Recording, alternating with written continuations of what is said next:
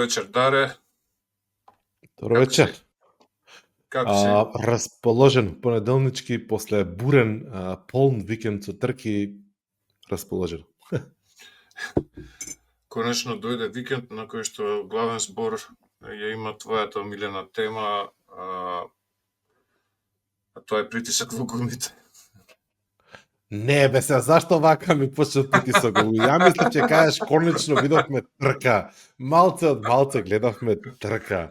Па тоа се трка луѓе, па изгледаше као да е многу интересно и така натаму. Ама нешто ќе ти кажам, ако не беше правилото за притисок у гуми, мислам дека ќе беше далеку понеинтересна тркава, затоа што ќе избегаше Маркез напред, далеку во темницата и немаше никој жив да го види. Ја барем така мислам. Па ја не мислам дека правилото за гуми беше тоа што го натера, притисокот во гуми беше тоа што го натера Маркез да тактизира, туку беше чување на предната гума, не притисокот, туку чување на гумата, самата гума. Не знам како да кажам, значи многу е без врска. Ќе гледаш трка кој што ти кажеш леле конечно, еве борба имаше, се појави од нигде никаде, воскресна, Вињалес, Бањаја од 11-то дојде на второ место, прво место, се бори Морбидели.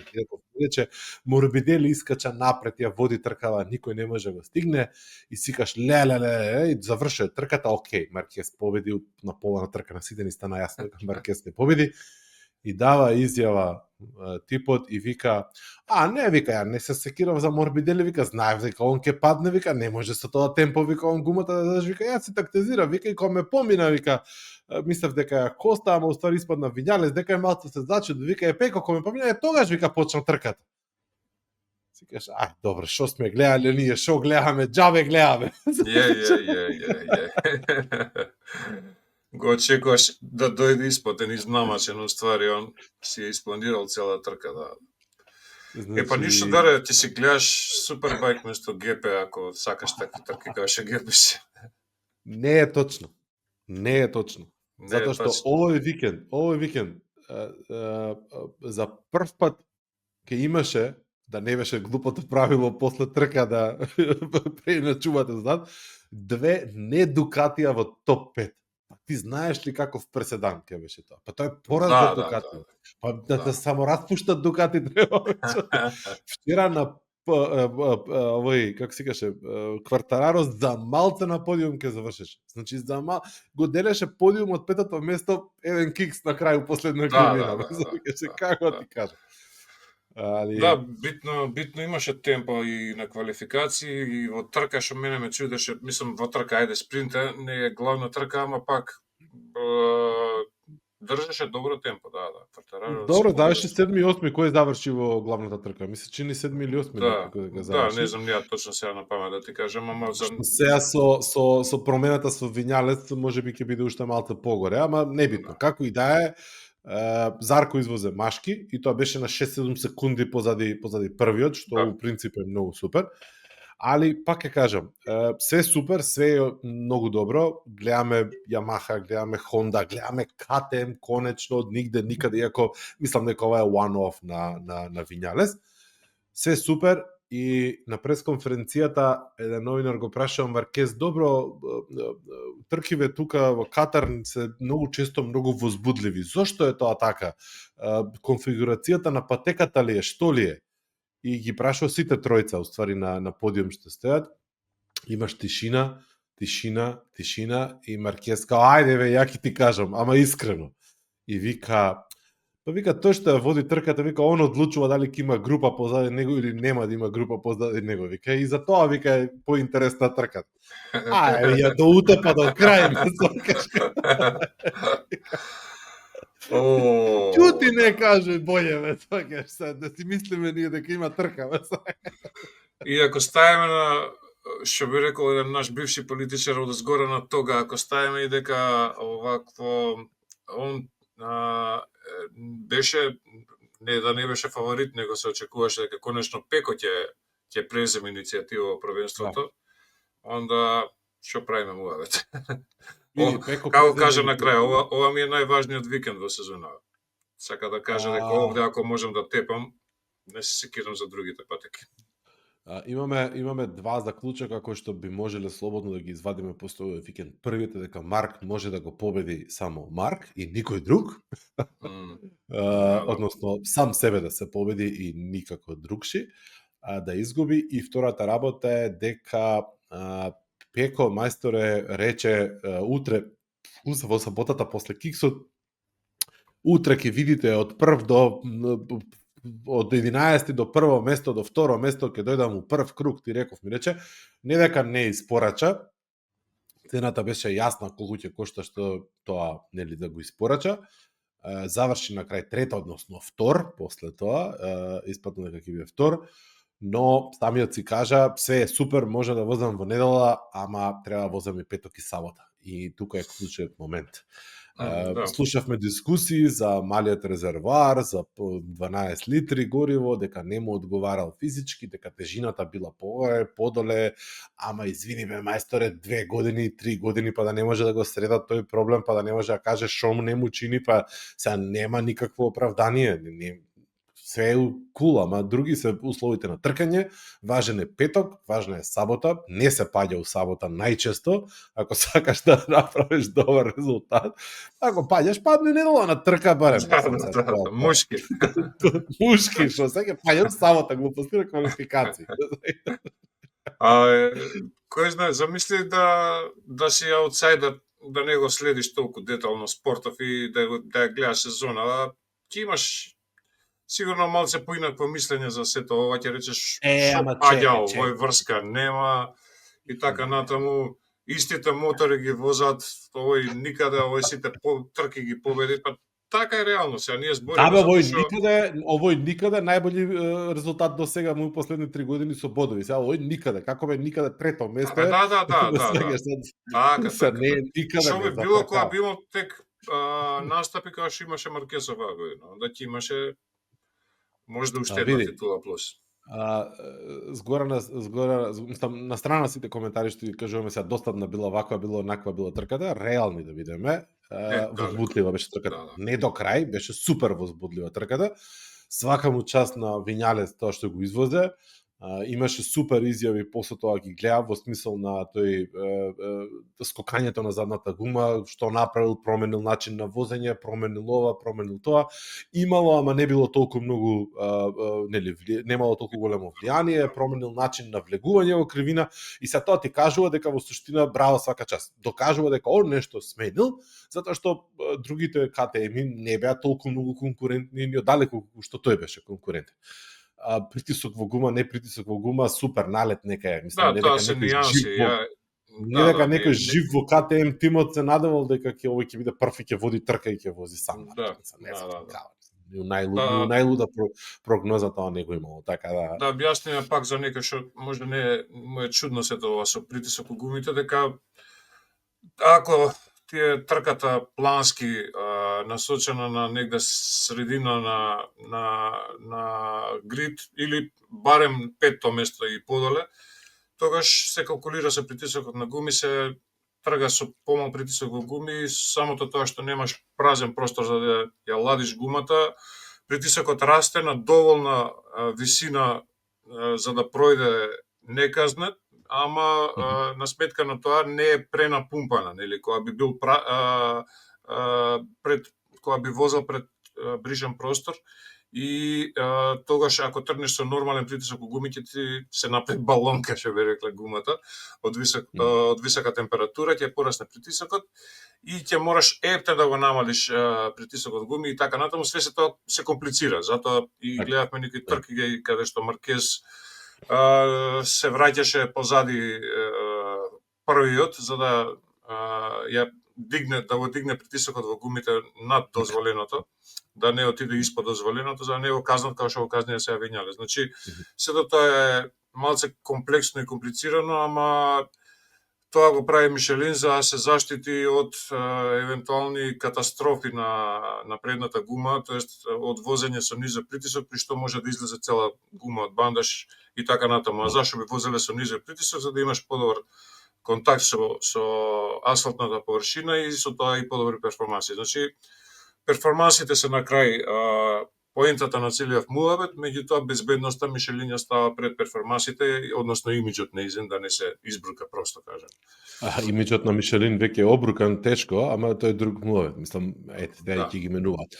Дополнително нешто што треба да се каже во оваа ситуација, што е прилично контраверзно да на самиот крај на трката кажуваат дека, например, во оваа ситуација Вињалес и неговиот притисок се под истрага, односно ќе бидат измерени, потврдени и така натаму, дека можно е некаков тип на корекција на времињата и на резултатите, и Вињалес се качи на подиум, си зема пехар, си прослави, си отиде на пресконференција, една, втора, трета и така натаму.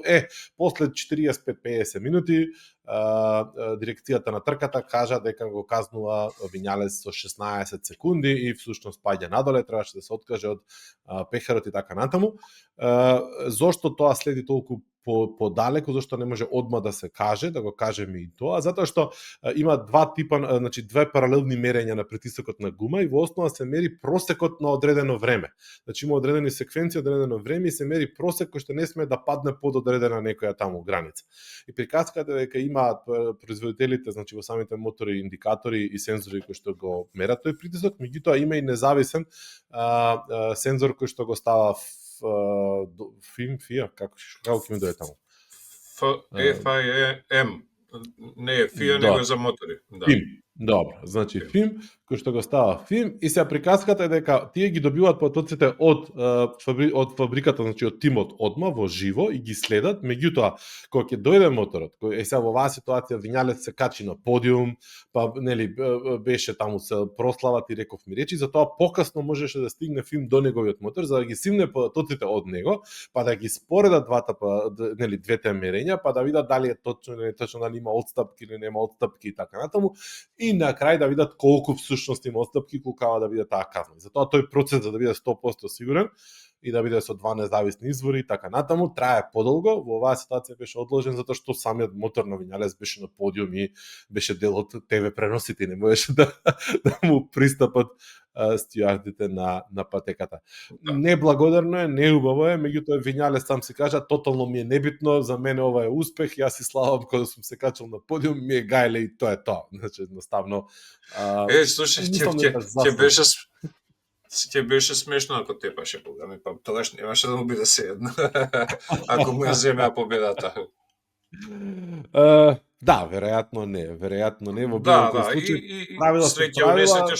Што е Вињалес во прашања, не Пеко или Маркес и така натаму, па да влие толку и на борбата за титула. Значи, да. Среќа у несреќа, ајде да кажеме, пошто стварно е на цела мака. Вињалес стартуваше оваа сезона од некој 18-19 место со Бастианини, се мака маче, за да дојат на оваа трка четврта поред, на која што решија сите четворица да одат во различен правец со изборот на мотори, со сетапот и така натаму, и затоа беше такво ишарено нивното издание генерално на КТМ и Тек 3, што тука е загрижувањето дали уопште ќе видиме реприза на настапот на Вињалес или ова е one-off. Едно е што Вињалес као Вињалес е таков, друго што КТМ не знае зашто е добар сега тука на оваа трка. И тоа е поголемиот проблем. Мене ми е интересно што Педро Акоста бил среќен со настапот, со сетапот, затоа што му се приближиле на ланскиот сетап, значи му дале скоро мотор истина. Му се вратил на ланскиот сетап, он побрал да биде на ланскиот сетап. Нов е моторот, јас не знам колку може тоа да биде или уствари колку е нов овој мотор. Финансиската криза во која што е КТМ, може и не е кој знае колку нов. Она што е битно да се каже дека во саботата КТМ ги немаше апсолутно никаде, зашто двата тима, четирите мотори комплетно промашија гумата, значи зема мека гума, ако не се лажам, софт гума, која што значи едноставно не функционираше на патеката, особено не со нивниот мотор. И јаде гумите промашија и затоа никој не очекуваше апсолутно ништо дека ќе се случи на трката во недела. Мене ми е окей од аспект на тоа дека окей, малце борба видовме, неочекувано Маркес рече дека он направил грешка, за брат му да го удри, да му скрши крилцето. На моје особено задоволство не влијаело никако тој недостаток на задното крилце. Супер, а од друга страна па Алекс Маркес без предно крило докажа дека и тоа може да помине и така натаму, така да полека, но сигурно, нели, ги учиме разликите кои што ги имаме со или без крила и така натаму. Небитно, некако досадно е да возиш Дукати. Мислам, јасно дека си у топ 6 ако не направиш глупост. 1 до 2 не Дукатија у топ 5, топ 6 е сензација. Мислам, свака част на Ямаха и секоја част на Зарко вчера, ама едноставно прелесно изгледа годинава да возиш Дукати. Фермин Алдегер имаше супер трка вчера, која што во дадени моменти изгледаше дека ќе дојде многу поблиску, но после изгледа данокот на Новајлија си го наплати, односно не можеше да издржи долго време. Оно што беше многу интересно беше како уствари искусниот Френки Морбидели направи тотално почетничка грешка што излета напред толку брзо, како Лани Педро Акоста што направи што излета брзо и што го јадеше исто како што младите ќе научи. Да, допрва, со пензија кога ќе отиде па ќе. Ама добро, сега на крај заврши пак таму кај што заврши, не беше незадоволително, рака на срце. Диџија беше многу несреќа. Ја мислам дека Диџија ќе беше најмалце втора ако останеше во конкуренција. Убеден сум дека ќе беше најмалце втора. Не знам што е проблемот, да има двајца возачи со нептен лоша карма годинава. Значи тоа сака да кажам, да, после Хорхе Мартин, Диџија е најнесретниот, ајде, Оливеира више него ни рачунаме у несретните, пошто и он е ултра. Ама они тројца, да кажам, се доста несретни. Кога више збориме за несреќа, резултатски Диџија сега не успеа да реализира, ама за тоа Хорхе Мартин го однесе за сите здраво. И тоа баш во дуел, во инцидент во кој што беа поврзани они двајца, несреќно Диџија го собра откако падна Мартин, мислам прво падна па после го собра, затоа што возат тркало на тркало, нели, тука нема простор за овакво избегнување. Дури сме среќени Хорхе Мартин и сите ние што не помина потешко, со потешка повреда, затоа што многу лесно можеше да отиде работата до ѓавола и дури имаше некој селфи денеска поставено Хорхе Мартин, онака, да кажам, доста позитивно делуваше. Да, ама не изгледаше баш и лесно. Не, уопште не изгледаше него. Да, изразот на лицето му беше подобар него кога беше повреден во предсезонските тестирања и тогаш не се појавуваше зашто беше у тотален мрак бевме сите. Он беше најверојатно толку даун да не му беше до сликање воопшто, ама сега после се она што помина со претходните тешки повреди, изгледава му дојде као бонус. Смири се, седне малце. Добро е, жив си, окей си, не е све само тркање, мотори и така. Да не си му у кожа. Да не си му у кожа, сакам да кажам. Јас ова не го кажам со сарказам, уопште, него стварно делуваше позитивно и тоа мене ми дава надеж дека е нешто што ќе може да го преброди побрзо него претходните повреди, пошто претходните повреди беа исто ужасни, не сакам да знам како е со колку што прочитав на крај 8 пукнатини на задната страна на ребрата и 3 од страна има пукнатини. Чекај, за сега претходно. За сега. За претходно. Не за сега. Не се 6 пукнатини, него се 8 на 8 ребра има на задната страна на ребрата и 3 од страна. Значи, ја не знам како ќе диши, он која положба ќе спие и така натаму, ама да се надеваме дека побрзо ќе заздрави. И она дренажата на плуќата, тоа е можеби по-комплицираниот проблем. Да.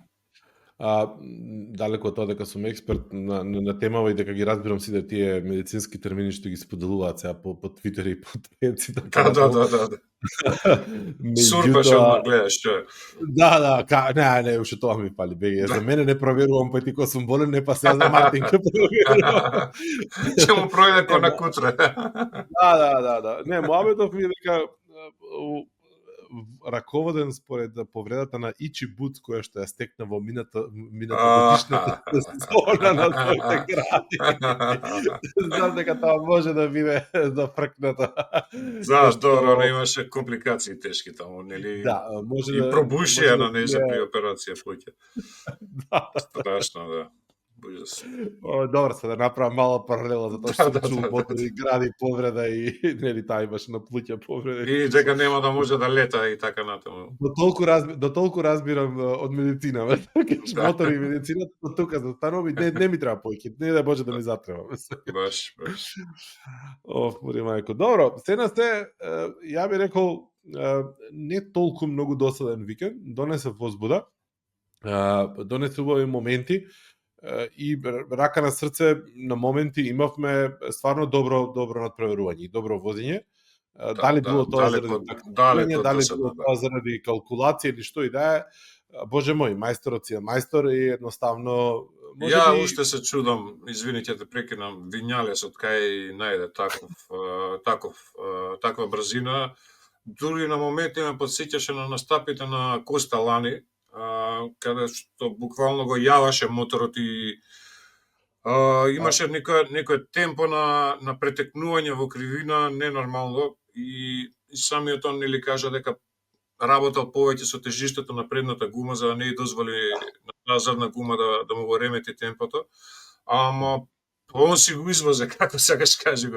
Еве, нека реплицираат сите други тоа што го направил, да видиме дали може да се реплицира, ама има вроден талент, тоа е едноставно. Мислам дека оној момент на flowing track, на тоа дека не е stop and go патека, во смисло тоа дека има јаки кочење и јаки забрзување, дека оваа патека не е таква, него дека е по-течна, повеќе, знаеш, влегуваш во ритам и одржуваш брзина. Мислам дека тоа генерално повеќе им одговара на КТМ, односно му одговара на Вињалес и на моторот негов. Предпоставам и тоа што е ноќна трка. А може би тоа да има влијание, поиме не знам.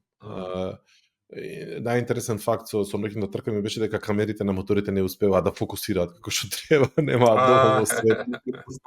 И цело време ќе пуштаја некоја камера или беше онака како искршена сликата или беше матна некоја, не можеше да искфокусира. Барем мислам дека беше заради тоа во дадени ситуации.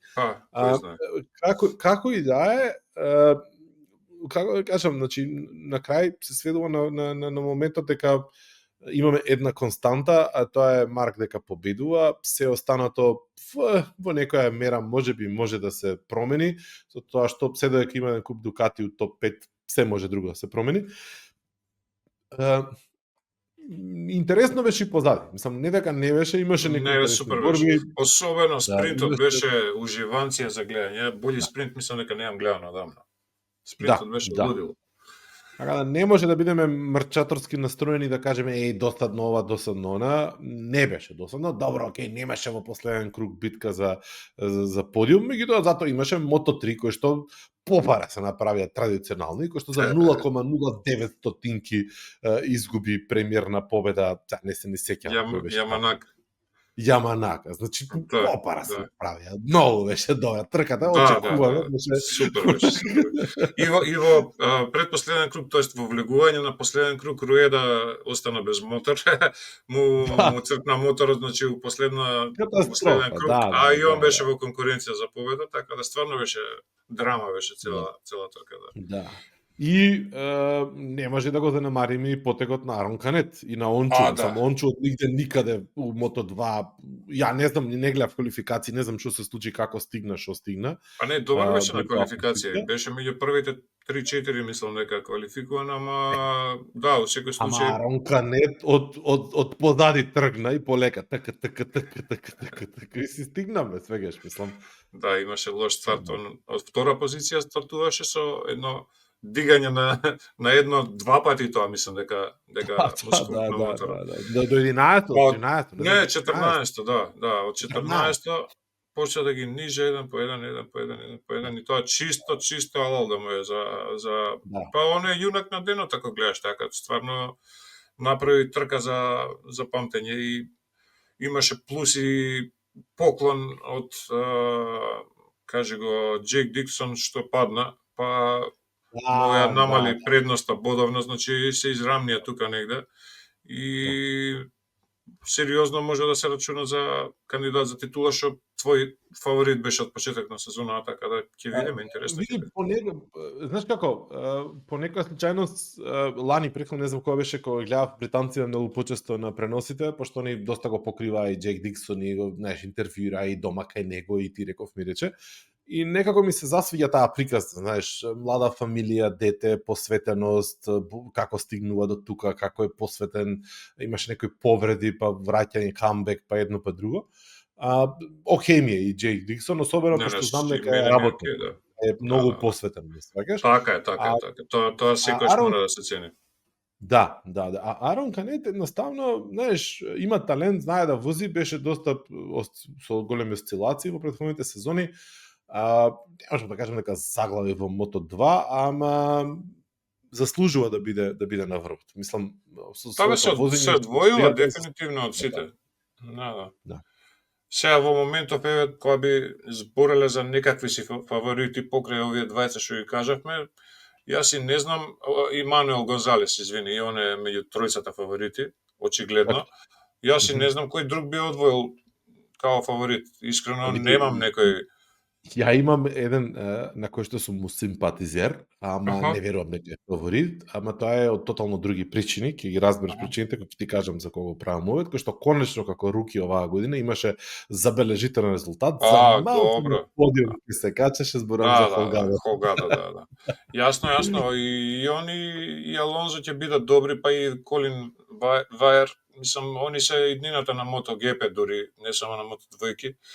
И Холгадо многу брзо, ултра брзо се прилагоди на Мото2-ките, за разлика од другиве двајца, а и Алонзо има повреда на рамо, така да и он уште се влечка, да кажем, не е баш у 100% добра состојба за да може да го оценуваме некако.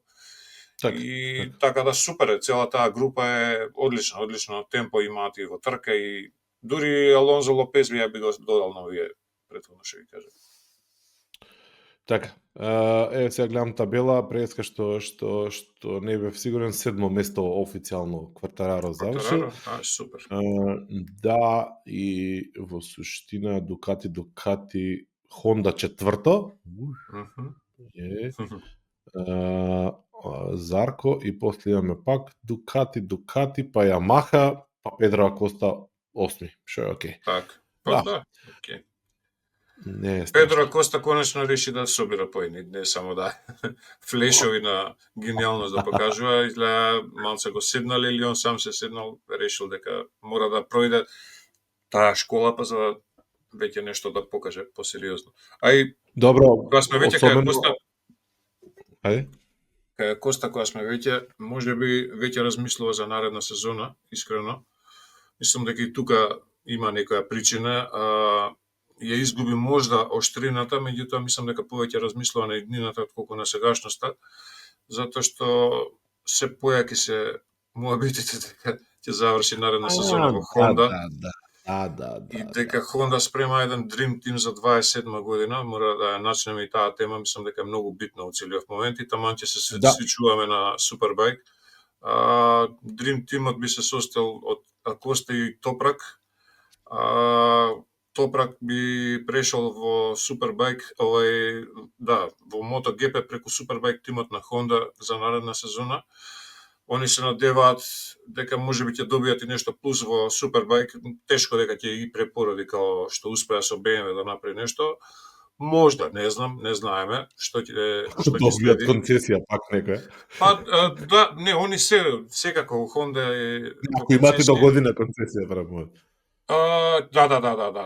Сигурно нема да покажат нешто посебно за имгилки на концесиите сега.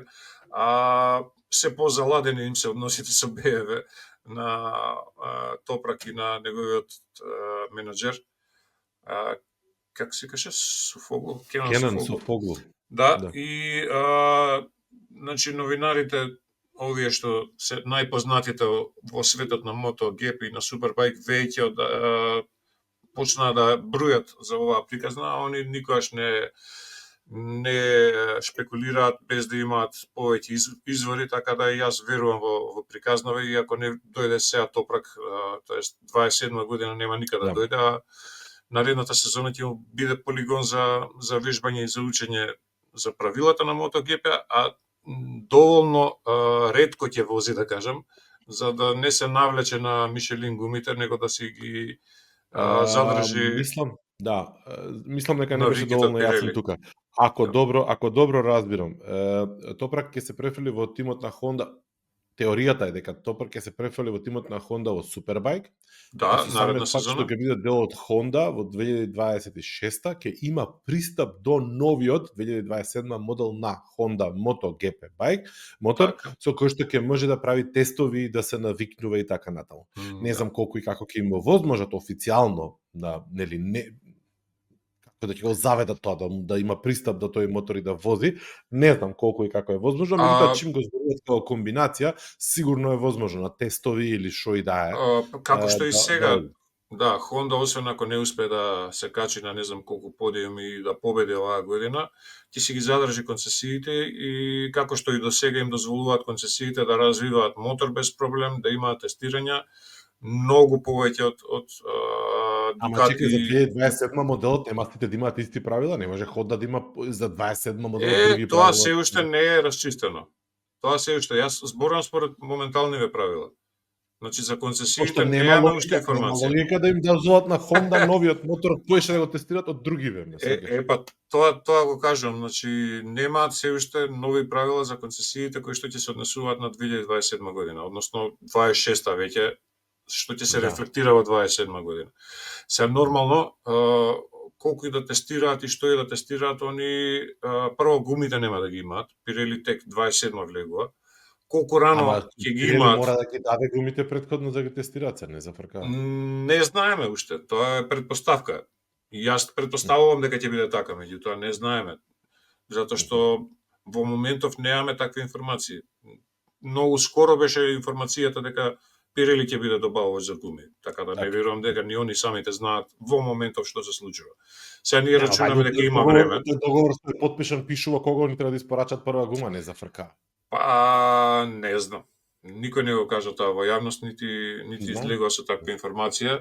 Они предпоставувам дека калкулираат со сето тоа и дека имаат некакви си наговестувања и презнаења, меѓутоа ние не знаеме, така да не би се базирал ја на тоа што би било кога би било, него во моментов тоа е тоа што го јавно се знае, а што ќе биде ќе видиме.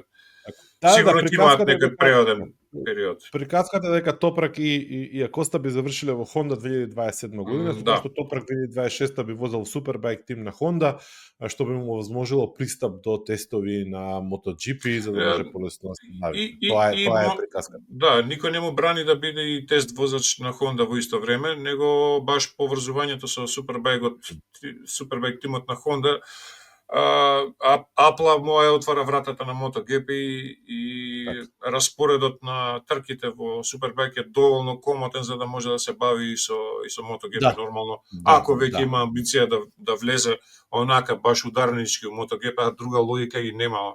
Он имиџот да си го нарушува со некаков блед настап во MotoGP апсолутно без поента. Дури мислам дека и Кенан Софоглу на времето не прејде од истите причини, затоа што немаше конкурентна понуда и си рече боле да бидам 5-кратен шампион во Супербајк во суперспорт класата, отколку да бидам последен у MotoGP и така натаму. Што му врати со ултра голема слава и има на Инстаграм профилот велелепно издание во кое што живее, па не знам, спортски коли, 3-годишниот, 4-годишниот син што вози и така натаму, значи он е добро, рачунај дека се живо и диво што искача од Турција на еден или друг начин е поврзано со него. Мислам и он ама овие 5 титули му го возможија тоа. Верувам дека ако беше просечен возач во Супербајк, не верувам дека толку ќе беше познат и менаџер ќе беше така натаму. Сепак резултатите си се резултати. Апсолутно да. Добро, битно да кажеме дека од овие муабети не е исклучен, не се исфрли BMW како можност дека нема да оди во MotoGP. Сепак се уште постојат тие муабети дека сериозно BMW размислува за влез во MotoGP. 2027 тај логично би рекол јас, иако Ако веќе влегува, да. Мислам дека истекува времето кога тие треба да кажат јавно идеме или не идеме, пошто еве го 2025 доаѓа скоро на половина, а другиве тимови сигурно работат веќе на развој некаков. Значи, добро, освен Ямаха кој што развива и V4, они се сироти по друг основ. Ја не знам со тој мотор што ќе прават. Дали уопште ти излезе таа машина V4 за овие правила толку и замисли излезе 2026 освоја титула и ја пензионираат. Кога излезе една сезона освои титула Квартараро со Нези и крај, готово, ме сваќаш, која ја затвара. И ги потепува Дукати, не знаат кај да се свртат, ме сваќаш. Прогноза за следна година. Па или замисли да Квартараро чекаше 5 години да развијат нешто, конечно, што ќе му даде можност да победи. Све развиваат, се утепаат, развиваат. Него, евентуално како база за 27 година да направат концепт кој што ќе биде колку што е можно добра основа за 27. Така го гледам ја тој нов мотор на Ямаха. Ама по тоа ќе значи жртвување за овој концепт сега што го имаат, место да го досредат за уште една година. Нема што да го досредат, тоа е тоа, што ќе досредуваат. Да, окей, ама концесиите им дозволуваат да прават што сакаат, знаеш, и не знам, не сум паметен, ајде, таму си има луѓе попаметни од мене, поплатени кои што размислуваат на тоа до 24 сати и вајда ти си донесат правилна одлука на крај. Чекај ти кажам вака сега. Значи, Pirelli Ducati Dutch Round. Не бе Ducati, Pirelli Dutch Round, Superbike. Да. Race 1. Италијанец. Така. Еден од италијанците, трето место, од кога го помина Топрак, беше и Данило Петручи. Да. Петручи што би рекли. Втор беше Ямаха возачот. Свака му част на Локатели. Значи, јас мислам дека Локатели имаше најдобар вид. Да. Дефинитивно. Втор на првата трка, прв на втората трка. Секоја му чест. Така. Рака на срце, херој на втората трка требаше и заслужи да биде булега, ама два пати у исти ден да ти рикне мотор да те зезне. Не прочитав што дефект имаше и на небитно, Суперпол трката. Ја мислам дека електроника беше упрашање, ама небитно човекот се остана без и на главната трка, значи леле колку мене ми падна жал и криво да мене ми беше интересен цел викенд уствари, кога ќе почнеш од квалификација, не знам дали ги гледаше. Гледав како. Од инцидентот кога го изблокира и не можеше да постигне добар круг. Да, кога мафташе со прстите. Ама тоа го разви целиот викенд за булега, за несреќа негова не можеше да ги заврши. Ја мислам дека во сите три трки ќе тепаше да останеше на патеката. Како што доминантно победи првата трка, беше недофатлив, никој не можеше да го види, не па да го стигне. Само Локатели тука е нели за поздравување заради успехот што го постигна со Ямаха, меѓутоа да не забораваме и тука има израмнување во концесиите. Така да Дукати и БМВ малце ги спуштија во перформанси со намалување на протокот на гориво кој што го имаат. Заради очигледната предност што имаат овие два мотори во однос на конкуренцијата, барем во расите на Топрак, нели, кај БМВ кога зборуваме. Така. На сметка на тоа, Ямаха имаше шанса да покаже нешто повеќе, меѓутоа не го намалува тоа успехот на Локатели, а очигледно и лежи оваа патека и на Ямаха и веројатно и спуштањето на концесиите кај другиве конкуренти, фактот што и Реми Гарднер имаше одлична трка, одличен викенд. Беше цело време напред и едно време беше и втор, трет, и со Топрак се бореше, така да знаат што прават луѓето одговорни таму и знаат како да ги израмнат перформансите, пошто пази, прототипи од типот на MotoGP се знае 1000 кубика, 4 клипа и така натаму во тесен прозорец, како се вика, на правила функционираат и мора да направат производ кој што одговара на тие правила. А ваму знаеме дека зборуваме за малтене серијски мотори кои што секој производител си ги прави по своја желба, не по правила на Супербајк, па има и доста варијации во перформансите и осцилации. Дефинитивно Булега да не ги имаше двата технички, нели, проблеми Сигурно, во да. Супербол трката и во трката број 2, ќе беше некаде во топ 3 најмалку, ако не и топ 1. Но има еден човек кој што Извини, во спринтот немаше да биде, затоа што Топрак беше доминантен на дожд. Не, ама ќе беше горе. Ќе беше пласиран втор, трет, веројатно, да. Не победник, не зборам за победник. Тука, апа, гледаш, Топрак и Сем Лоус, кои што се израснати од дожд, ме свекаш слабо. Да, баш. Да, онака сите очекуваа кој и сега има уште еден експерт за дожд, за мокра патека, и уште еден експерт, сите британци ме сакаш се наредат. Да. И овој Вандермарк знае добро да вози секогаш на дожд, мислам дека па лани имаше победа, нели? Да, и лани пред 2-3 години на BMW донесе победа, мислам дека во Индонезија беше или не знам каде. Ама тие се тие, да.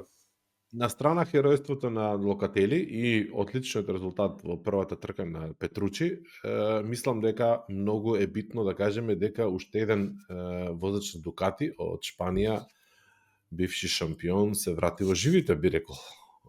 Зборувам за Баутиста. Значи, трет во Супербол, втор во втората трка. Само во првата падна, нели го собра Скот Рединг. Уште на почеток на трката и мислам му се извини. Да. Апсолутно не се прецени. Ама го направи тоа доека нижеше многу добри кругови и што е битно за него. Делува дека се враќа во форма, така делува. Ќе видиме. Како и да е, Булега делува затрашувачки. Да, не коментираме. Булега е тој кој што покажува, нели, оние снимки, видеаш и гледавме како контролирано пролизгува цело време, да ти е мерек да го гледаш. Топрак го гледаме од друг еден аспект со дигање на задно тркало, овој го гледаме со пролизгување на задно тркало. Значи секој со својот. И двајцата се мајстори, да, баш така, да. Така.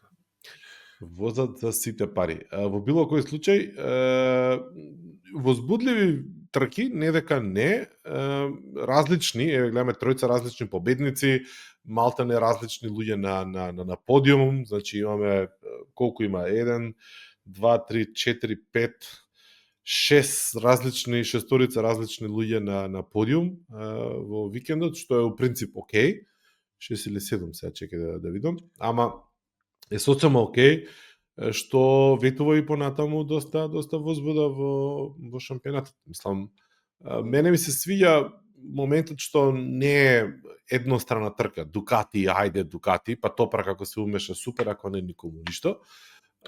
Без разлика на позадината, дали е концесија, дали е ова, дали она, и во MotoGP и во Superbike, ми се допаѓа тоа што сам па и нека е one-off на Вињалес, и нека е следната трка one-off на Педро Акоста, или нека биде на Квартараро, еве не дај Боже, ме сакаш, и слично. Да, нека се измешат картите, нормално. Нека се one-off, ама нека се измешат. Значи, Джек Милер, сирот, викендов со труење не може да. Ако е он сирот, онда Мир што да прави, што да каже. И Мир не возеше у спринтот, значи не знам што јадели, како не е контролирано. Не знам, на некој од подкастиве, мислам дека Дейвид Емет кажа, те молам Мир, не јади ништо на период на другите трки. Не се приближува на храна, патиш нешто, знаеш. Аман. Кашички само оттеглиш. Да. Нешто пакувано само, немој жити све да седнеш нешто. Али тоа е делот, пази, они шетаат по цел свет, секој викенд се некаде на различна страна од светот, па ти знаеш ли, некој што нема јак желудник, дека стварно на секоја трка може труење да добие од локална храна. Реално они се богати се, ама не се да толку за да може да пазат на сите работи. Прво, второ, тоа се луѓе кои што, особено Джек Милер, оди ти собери ги, прибери ги некаде, како ти кажа. Не знам ли го слушаше подкастот кај што гостуваше 3 сати Джек Милер за овие кросери австралијанци. Не го слушав некој дел. Човече, какви муабети изнакажа. Не е нормален. Значи возел трка, не знам, знам ти си каде, и се прерадувал најсреќен на свет бил зашо пошто конечно имале комбе и ги ставиле крос моторите у комби и сега киделе у Холандија да возат на крос и се вратува од Холандија у четврток директно на MotoGP на нова трка да возат месец. Значи од 3 дена возел крос, попара се правил и пресреќен најзадоволен у свет бил. Со другарите бил да вози крос. Учествувал на овој шампионат, на оној шампионат, на значи кој трна. Очигледно е зашто е он карактер, а не на пример Бред Биндер, нели? Да. Леле, значи прво имаше се што изнакажа од тој подкаст. Да. Изнакажа и плати на возачи. Прв пат ја да слушнам бројки некој да кажува кој колку заработува. Изнакажа се извадија после да се наполнеа со медиумите дека у Дукати имале 3D принтер, принтале крилца позади у овакво. Свашта изнакажа, свашта изнакажа. Абе тие у комбето позади штанца делове вика на 3D принтер, тоа го патиш, да.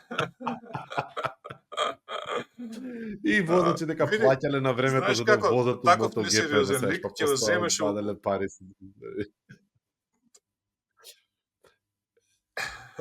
Кажи. Да имаш таков лик кој што е толку талентиран и он треба сега тебе на инженерите да ти каже некои нови насоки на движење на моторот, што треба да правите вие како тим, што треба да инженерите.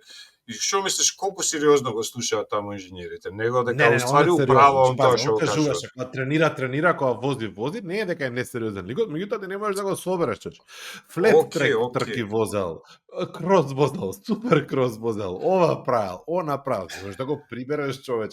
Да, сакам да кажам за патеката у двор што ти има направено, што се градиш. Да, со багер си ја правеше таа.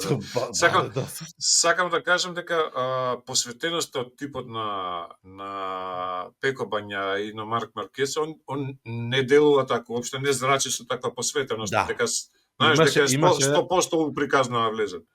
Го имаше тој муавет. Вика, овие возат, вика 51-3, вика 10 круга поред, вика, ја не можам 2 поред да извозам тако, вика, не сум тако возач, вика, не можам, они се будали, вика, таму возат, не сум тако возач. Не можам, вика, у MotoGP да возиш, не сум тако возач. Зборуваше за другите возачи, за колегите, колку биле они ме сакаш на друго ниво, он бил као, ја вика, и денес вика, не знам зашо сум уште таму ме сакаш кој јас. Да. Среќен.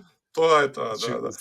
Злато време. Првите саат време може да се да не ми избега мислата ќе може да се скокне од подкастот, вториот и третиот саат обавезно да се слуша. Да, ќе гледам да си го пуштам јас да го изслушам. Сакам да кажам да не ми избега мислата, флеш ми пројде мисла дека она што Зарко го постигнува сега со Honda у моментов, барем до и ланската сезона истото го правеше, а и овој дел од сезоната се гледа дека он е најдобар во тимот. Веројатно ги натера луѓето од Honda, кога веќе малце го посложија моторот, да размислуваат дека имаат проблем со возачката постава во фабричкиот тим, колку и да ми се симпатични Лука Марини и Жоан Мир. Очигледно дека не се над она ниво потребно за следниот чекор кој што сака Honda дефинитивно да го направи. Многу ми е чудно. Значи, експертиве го фалат овој, како се вика, Марини, колку он знаел да раскаже како се однесувал моторот, колку во детали, колку се разбирал технички, колку ова, колку она. Кај е резултатот? Кај е човекот? Окей, да, не е супер не е дека нешто победуваше, растураше претходно, не ме чуди мене тоа. Меѓутоа, очигледно знае да даде добар фидбек до инженерите и не е секој на крај крајева за шампион роден, може одличен развоен возач. Вози боле што? Сакаш да кажеш дека Лука Марини дава фидбек и му го поправаат моторот на Зарко и Зарко вози боле благодарение на Лука Марини. Генерално Хондата е добра во рацете на тројцата возачи. Чантра го тргаме на страна како тотално непозната, ама придонесува за напредок и двајцата и они Зарко. Од Мир не можеме да очекуваме, пошто у Сузуки возеше, кога Сузуки више се заменуваше од овакво од MotoGP и е далеку од. Али двајцата дојдени од Дукати, ја мислам дека апсолутно они двајца се заслужени за развод, заедно со инженерите, па и сега и Албесијано што дојде и така натаму. Мала дигресија, Олгура немаше баш нешто претерано многу забележителен настап викендов. Имаше на спринтот боле него на главна трка, да. Да, да. Ама се смеевме заради дизајнот на моторот и се и убавината дека од сега ќе си го викаме Сузуки ние на Да, Огура да, мотор. да. Ризлав, Сузуки, Сузуки, многу убав. Сузуки Огура. И Сузуки. сепак да го спомнеме и настапот на Мартин кој што беше фантастичен во саботата, сепак успеа да го претекне и Пеко Бањаја, значи зборуваме за човек кој што првпат вози Априлија, кој што едва го составија за да дојде тука и да вози. Што мене ми беше хајлайт и мислам дека тука требаше да сопре за викендов генерално, или да се стави умот на кружење околу стаза, а не на тркање во неделата, не дека ја префрлам вината дека е негова, него едноставно ти си човече тотално исцрпен физички.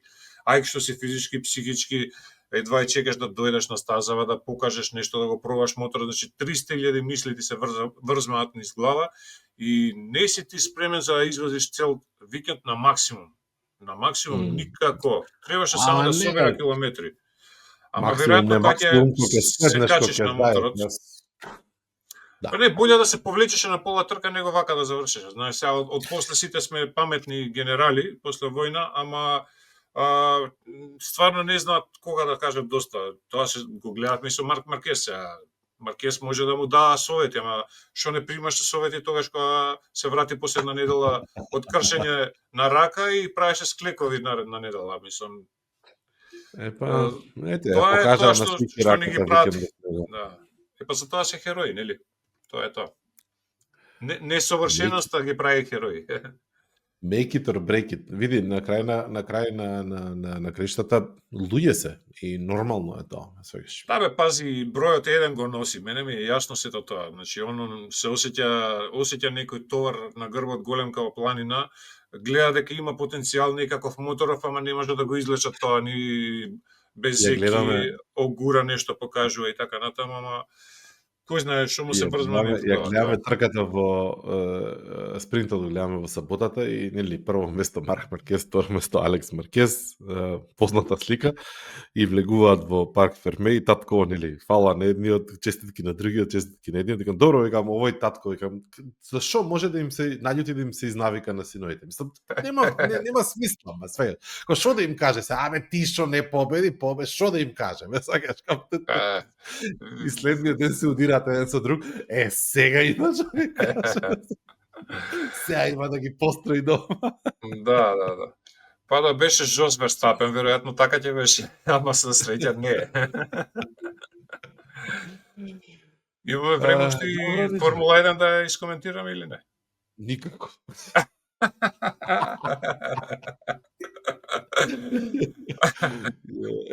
Ако има, слушај, ти предизвика, има доволно коментари и барања од публиката, ќе мора да го направиме тоа следниот пат. Ако се погоди вака да биде трипл викенд, може. Пата ми е изгледа, со едно око и таа трка измеѓу беше на втор екран и слично. Да. Се отрувме викенда беше. Ја бев изненаден, да бидам искрен, изненаден бев колку малку болиди од исти тим заврши еден до друг. Обично се 2 по 2 наредени и овој викенд, значи за малку ќе немаше ни еден пар на болиди од исти тим еден по друг. Да, освен Ферари. Беше загрижувачки многу. Да, само Ферари беше. За малце ќе беа и Мекларен, ама не беа. Али мене почна да ме загрижува, значи на шо личи тоа, свегаш. Станува, почна да ти стана интересно, те нервира. Не, ама. За некој друг подкаст ќе чувам таа тема. Да. Тоа е тоа, толку. Ќе кажеме уште нешто, чекам што е следно.